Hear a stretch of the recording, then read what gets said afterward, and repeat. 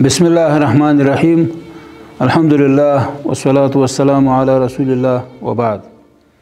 قال رسول الله صلى الله عليه وسلم: أنا وكافل اليتيم كهاتين في الجنة، أو كما قال عليه الصلاة والسلام. درنو محترم ورونو او خويندو، د جمعې موسم راورسید او موږ ټول ګرمې جامې باید واغوندو. زموږ اولادونه او بچیان هم باید ګرمې جامې واغوندو او موږ سره دا فکر شته په دې رابطه باندې موږ په هغوی باندې خرچه کوو. زموږ په ټولنه کې یوه طبقه ماشومان چې هغه ایتام دي، هغوی د کورنۍ سرپرست نه لري، هغوی عاید نه لري، هغه ګرمو جامو ته ضرورت لري. دغه ګرمې جامې د کومه کې؟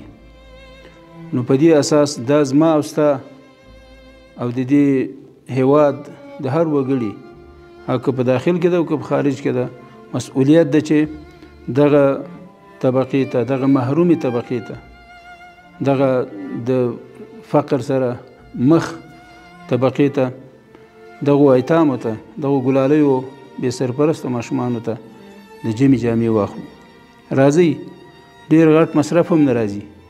1,500 افغانۍ یو یتیم، هغه دپاره جامې، جمپر او بوټان، دا به انشاءالله ستاسو یو غټه نیکي وي او الله تعالی به د دې په بدل کې تاسو ته جنت کې پیغمبر صلی الله علیه وسلم رفاقت نصیب کړي.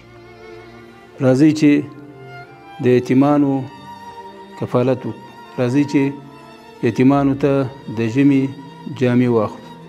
احساس خیریه مؤسسه انشاءالله چې د زرګونو یتیمانو ته د لباس او د ژمنیو جامو برابرولو پروګرام لري. تاسو په دې پروګرام کې برخه واخلئ. السلام علیکم ورحمة الله وبرکاته.